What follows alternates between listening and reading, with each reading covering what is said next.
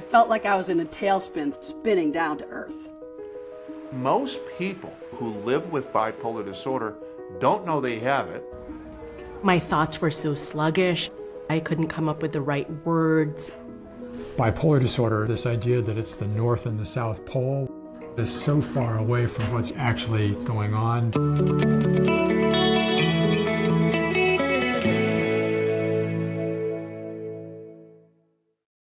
Welcome back to the Mind Body Matters podcast. I'm Greg Rennie, and I'm a psychotherapist in Toronto who specializes in treating bipolar disorder and addiction.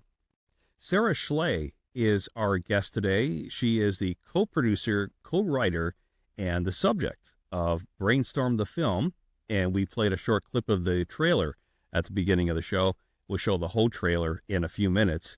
And the film is a new documentary that is about the bipolar spectrum and will have a global virtual screening on March 30th, which is World Bipolar Day, coming up in a few days. And by the way, March 30th is Vincent van Gogh's birthday. I had to mention that. Big fan. Big fan. So we'll show the trailer a little bit later on, and you can buy tickets to the global virtual screening as well. We'll have more information on that in the episode description. Sara is also the author of the book Brainstorm, From Broken to Blessed on the Bipolar Spectrum, which focuses on her diagnosis and experience with bipolar 2 and her journey to recovery.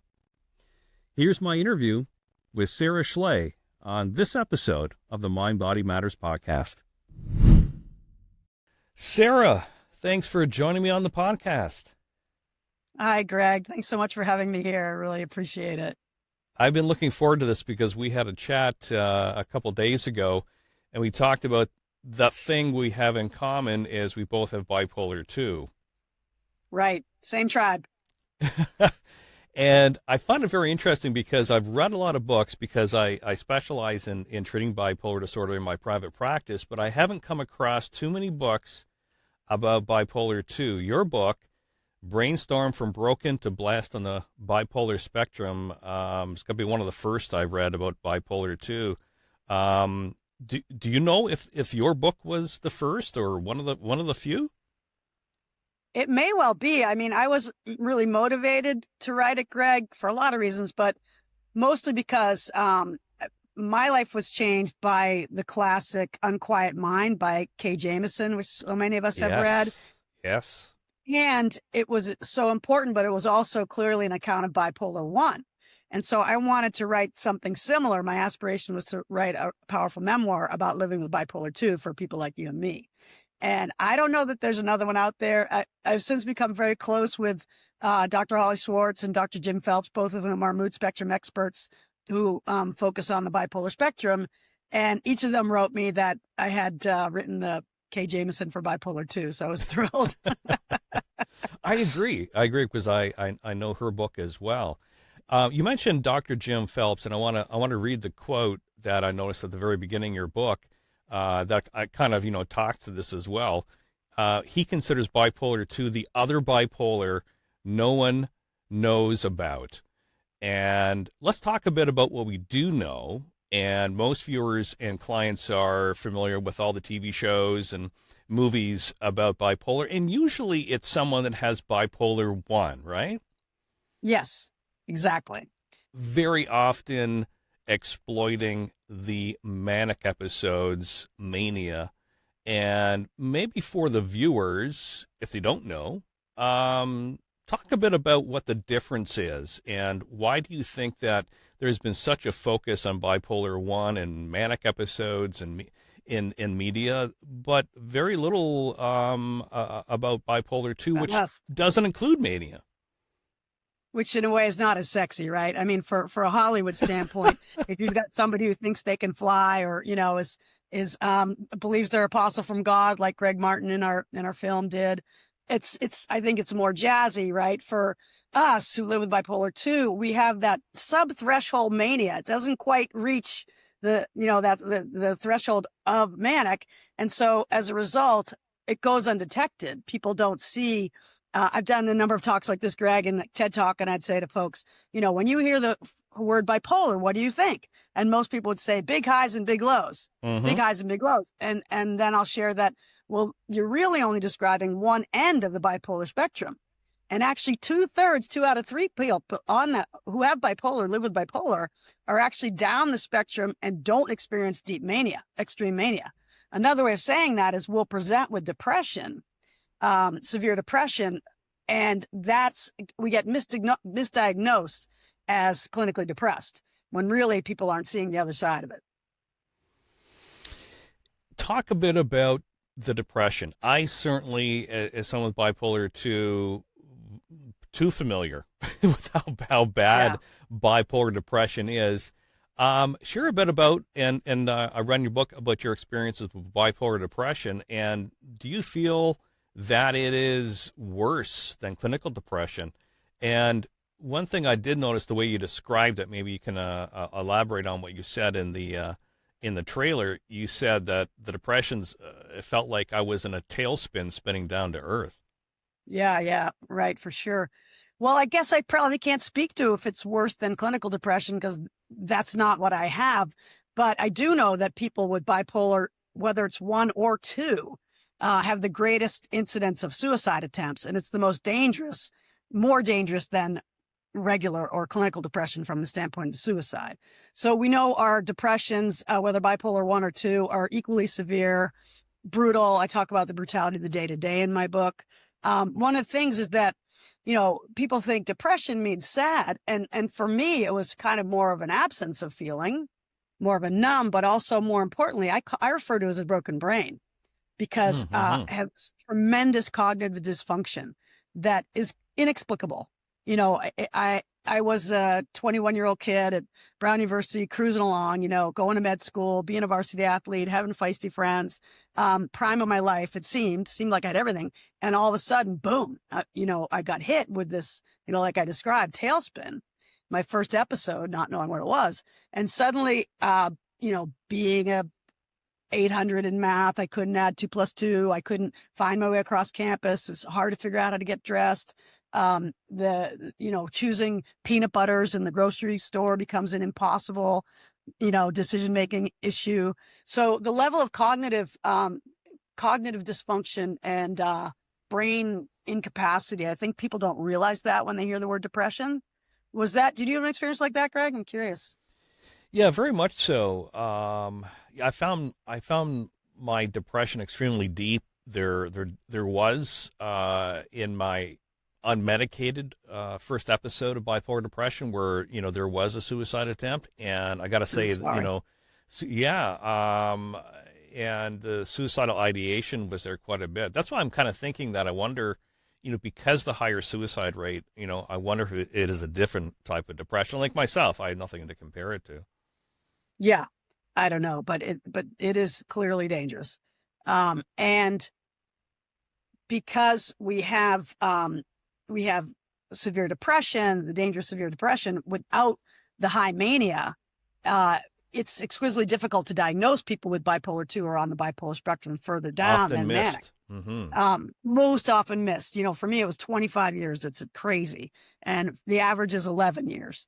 And as one of our experts on the movie, Dr. Trisha Supe says that doctors are trained to treat what's in front of them. Most people with bipolar 2 or other bipolarities don't go to the doctor when they're feeling good. They go to the doctor when they're feeling depressed. And that doctor, most people, any primary care physician that you might go to when you're feeling depressed has no training in bipolar at all. 0. So they're going to see that depression and they're being, same type of symptoms, lethargy, no joy, no energy, inability to want to see friends, all those kinds of things. And they're going to say, oh, this kid's depressed. Let's give them Prozac, which can be actually the opposite of what we need if we have bipolar. So there's a whole education that has to happen. What was life like for you? Because I think at age 21, you had your first episode, and I think you were 46 when you're actually officially diagnosed. Yes. Yeah. What was life like during that time? Undiagnosed and unmedicated. It's interesting because there is, we have ups and downs and then periods of euthymia, of good energy, right? So for me, I would have severe depressions that would last for 9 months that were just brutal. and then I'd be good for a year or good for 2 years. My 20s were the worst, up, down, up, down, up, down, probably, hormones and cognitive, 25 years old, your whole brain comes online, I think. Mm-hmm. 20s are the worst. Then I had a good period in the 30s. And then again, like late 30s and early 40s were rough. And the latter, when I finally, got my diagnosis because I had twins that were preemies. And as a result, there may be some hormonal changes, but I was also up all night with those kids, with keeping them on planet Earth. They're doing great now. They're 24 years old, thank God. But the sleep deprivation, I didn't know then because I didn't have my diagnosis yet, was a recipe for disaster for bipolar brain, right? So that triggered a whole series of issues. And finally, at that point, I went in search of psychiatry in more intensity, and nobody figured it out until the fifth psychiatrist, who had Dr. Jim Phelps's diagnostic scale for bipolarity. Mm-hmm.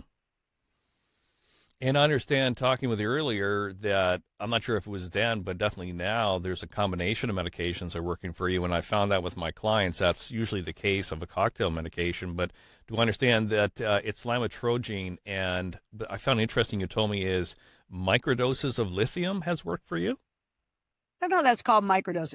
It's what they call a subtherapeutic dose, which is actually obviously wrong because it is therapeutic. But I think the standard dose is like around 600, 900 milligrams minus 300. And just to be super clear, I'm a layperson, you're a layperson. We have no medical training and no ability to diagnose. So this is not for anyone else other than just telling my own story. Very true. But what happened for me was the Lamictal, generic name, lamotrigine, worked really well for about a decade. And then I hit perimenopause. And that's a whole other story that deserves a whole other episode, because it turns out there's a very dramatic incidence of relapse during perimenopause for women that is very little known and understudied and under-researched. So that's something for the women out there who are getting to be in that, that trajectory to be aware of. And so that was triggered for me. Now we know through the research for the film, having interviewed a bunch of people in the UK who are way ahead of us here in the States, and I think ahead of Canada as well, that there are treatments now, including HRT, hormone replacement therapy. For me, nobody knew anything about it. Even my bipolar expert doctors didn't know anything about it. Finally, we added a little bit of lithium. That was in Jim's book as well, that sometimes therapeutic lithium can help. And that combination's working for me with the Lamictal. But again, can't advise anyone else. But I think the larger point to take away is that if you get the right diagnosis of bipolar, whether 1, 2, or other down the spectrum, bipolar specific medications can really work for you. In the book, Brainstorm, From Broken to Blessed, on the bipolar spectrum, you said a couple things, and I'd like to know if you can elaborate on them. We fear other people's judgment, but here's the truth. The disease that almost robbed me of my life has blessed me. My bipolar brain has made me a better person. And also, you said bipolar 2 has taught me emotional fearlessness, gratitude, discipline, and compassion. Instead of shame, there is pride. Referring to that part of the title of your book, how do you feel blessed in something that, was so difficult for you? Yeah. Well, I'm blessed to be talking to you now, Greg. I mean, one of the blessings is that through the book and the film, meeting so many magnificent people who are both living with bipolar and also researchers and academics in the field, it's a holy journey, amazing people. But I think the blessings are what I spoke about there, and a little bit of backstory on the things you named, was that I was still feeling a lot of fear and stigma about pressing send to publish that book. And I just kept on doing it and not, doing it and not, doing it and not. So finally, my editor, Jennifer Margulies, wonderful editor, she said, okay, here's your assignment. I want you to go home and write this essay. I'm bipolar and a better person because of it. And I wasn't thinking that. I was like, how is that possible? And I started to write it, and I came up with those 4 things, which I would say the disease, the challenge, the gauntlet to hell and back hones these qualities of character like Phoenix Rising. And you probably have yours. I think all of us have. I call it emotional fearlessness. Why? You can't scare me as a friend. I've been there. You know what I mean? I'm going to stick by you. The discipline part is we haven't gotten into yet, but we know that there's a lot of self-care behaviors that will really make a huge difference in us not relapsing and staying well. We have to do a lot of good self-care behaviors. So, it's exercise, diet, sleeping, all that stuff. And some of my friends said, you got to put that in the book. You're my North Star for self-care. And I said, yeah, because I have to have that discipline because I know what's at risk if I don't. But you can be a model for your friends on that. And then compassion was, there, but for the grace of God, I'm on the streets. I'm incarcerated. I'm homeless. I could be any of those things if I didn't have the family that I had and I didn't get the treatment that I got. So I think there's a compassion. Like, I don't judge somebody who, is in front of my local grocery store with asking for money. It's like, so I think there's a lot of compassion that happens because we've been there. We know what it's like to really suffer and not know a way out. And then the last thing is gratitude, because for the same reason, kind of because we've known what it's like to really suffer and to not be able to experience joy. We're super grateful because we are and we can, so a regular day for me is like a regular day for somebody else, like a rainbow day for me, and maybe for you too, Greg. It's like, wow, my brain's working, I'm waking up healthy and happy. Amen. And hallelujah. It's a good day, So I think those things are the blessings and that are sort of soul refiners and developers. And so at this point, knock wood, we stay healthy. I agree. I think, I do believe in that phrase, what doesn't kill you makes you stronger. I think I'm a better person as well, and certainly has helped in increased empathy for working with people with bipolar disorder. Let's shift a bit and let's talk about the film. I'd like to know how it came about and all the great people that are in the movie. At the very beginning of the show, I showed a short part of the trailer, and we're going to see that shortly as well. I'll explain because I'm going to put up the poster from for World Bipolar Day this March 30th, and I believe is it International Bipolar Foundation is the host of the screening? No, we're hosting it ourselves. They're one of our partners.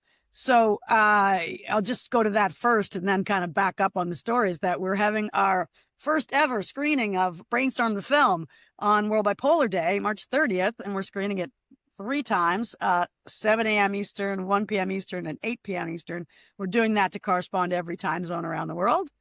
And the movie takes 74 minutes, and then each one of those screenings is followed immediately by a panel of myself, the filmmaker Bonnie Walsh, and some of our expert doctors. And yeah, so that's happening. That's super exciting. Come on, buddy, let's go. I felt like I was in a tailspin spinning down to earth. Most people who live with bipolar disorder don't know they have it. My thoughts were so sluggish. I couldn't come up with the right words. Bipolar disorder, this idea that it's the North and the South Pole, is so far away from what's actually going on. I thought I was the smartest person in the world. I mean, I really believe that. Nobody knows the cause, right? We don't know the fundamental pathophysiology. I couldn't close my eyes around people where I feel like they'll just disappear. There is a pervasive misconception that kids can't have bipolar. A full orchestra was playing in my head round the clock. Bipolar disorder is not the sexy diagnosis. They're worried about the medications they'll have to take and what that means for them long term. I looked around one day and realized my whole world had gone black. Genetics is a great place to start for understanding the biology of bipolar disorder. We're still trying to investigate exactly what's wrong with the circadian clock. The mystery is, how can one experience the highs, the mania, and also the depression? We found that there was this relationship between hypomania, creativity, and entrepreneurship. I'm California's acting surgeon general, and I have bipolar disorder. I was exactly what the Army wanted. or they thought they wanted. And then they've also got one that's got... To me, hypomania, it feels like one of my superpowers. When I watch the sunrise, it's really grounding for me. I have a radical respect for my bipolar brain, but it's not my identity. Like, I don't know who I'd be without bipolar disorder, but I don't want to know.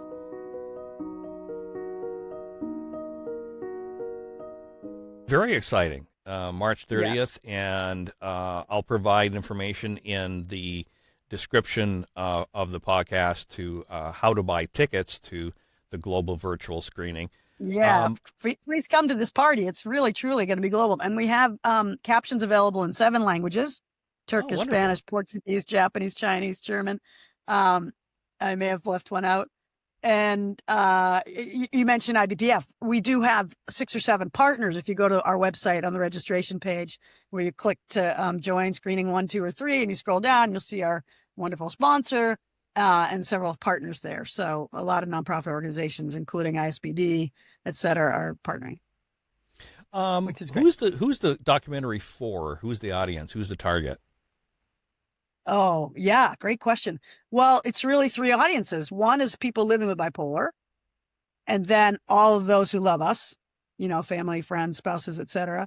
And then clinicians, you know, healthcare professionals of all kinds, because we realize it's not just psychiatrists that are treating this. Truly, the first line of defense are, you know, primary care docs, because most people, I don't know about Canada, but most people here do not have access to a psychiatrist.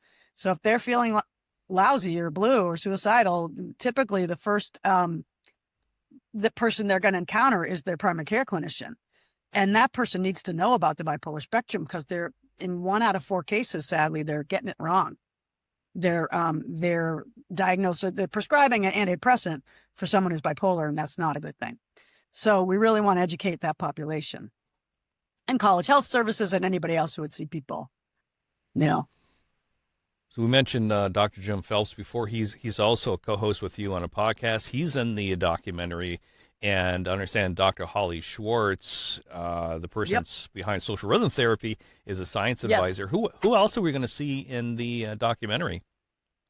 Well, we have our wonderful, amazing 6 characters who live with bipolar, and then we have probably about 10 or so experts. We have so which do you want to hear about first, the characters or the experts? Both. The science briefly, both. Yeah. Okay. So the other characters with me are an amazing crew. One is Major General Greg Martin, who is a 2-star general in the U.S. Army. We have Devika Bhushan, Dr. Devika Bhushan, who was the acting Surgeon General of California. Molly Kawahata, who worked in the Obama administration, is an ice climber.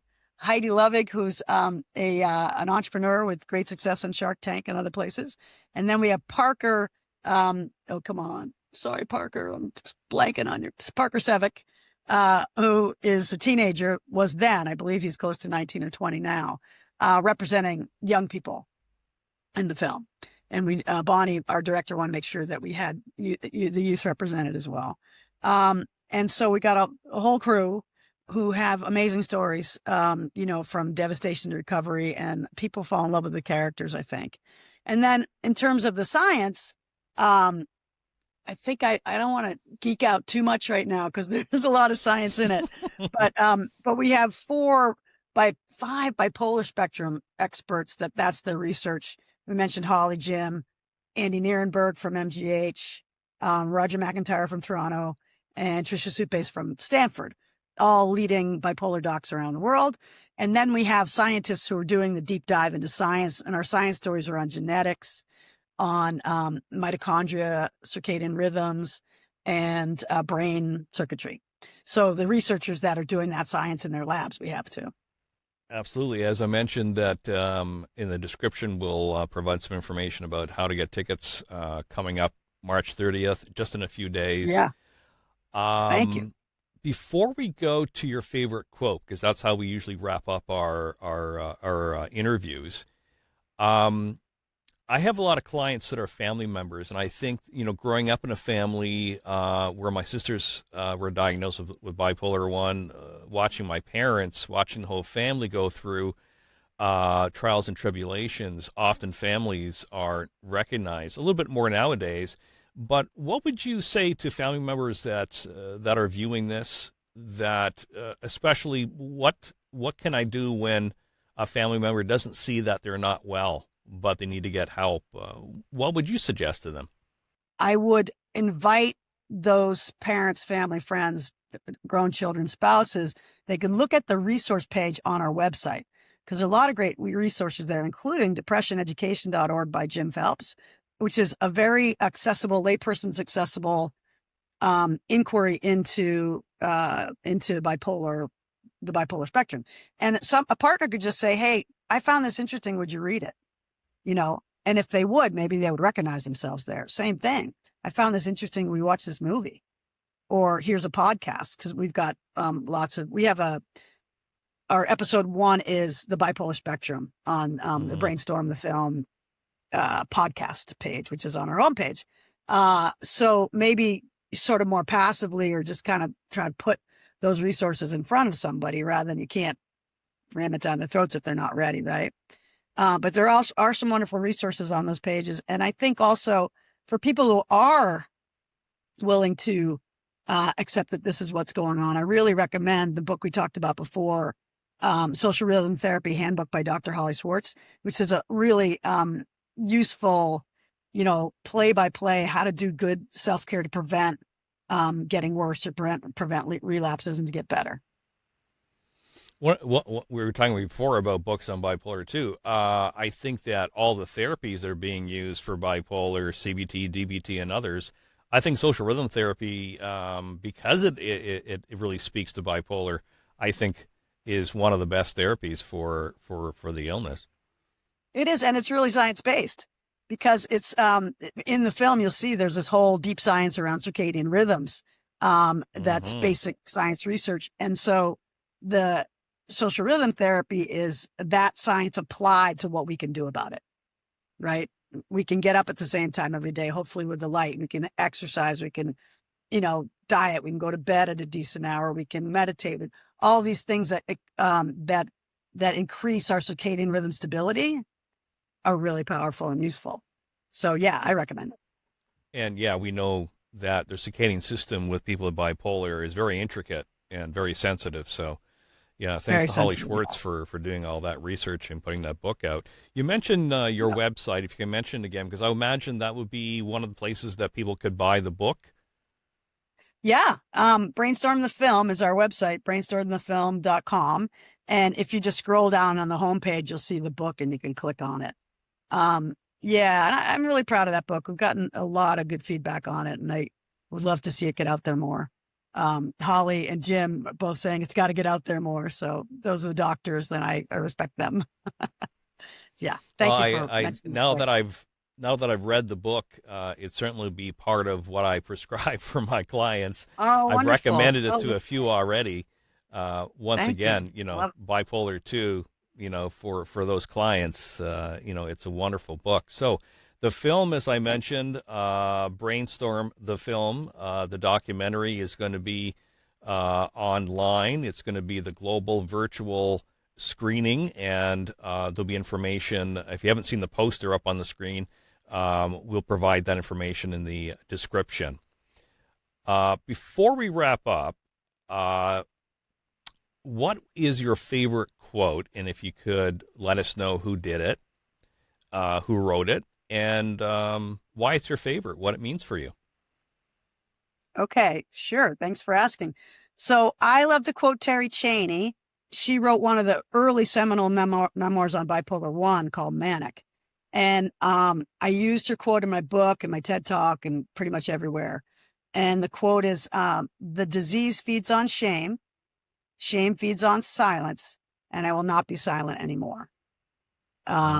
Disease feeds on shame. Shame feeds on silence, and I will not be silent anymore. And I get chills when I say that, because I think that shame, silence, stigma kill, right? Because people don't seek out the life-saving help that they need. And so we need to bring that into the light, breathe some fresh air on it, speak our truths, do it in a way that where we feel loved and supported and not judged. Even if you're just sharing with one person.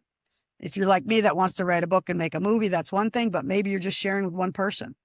And that's helping to release the shame, release the stigma. So that's my quote, Terry Chaney. Wonderful. And I have read that quote before, and it made me think about disclosure. And after 22 years working in the mental health field, only a couple of years ago I disclosed, but I'm glad I did because I think we need to talk about it. People that have it should speak out. Sara, thank you so much for being on the podcast. We'll let you go. You're a busy person, and we look forward to... Just getting ready for World Bipolar Day, Greg. Yes, as we all are. I'm looking forward to it. March 30th. And also, people, yes. The book, Brainstorm, is available on Sara's website, and I'll provide information on the description of the podcast. Once again, Sara, thank you so much for coming on the show. Thank you so much, Greg. It's been such a pleasure to talk with you, and let's stay well, okay? Absolutely. Stay well out there, everybody.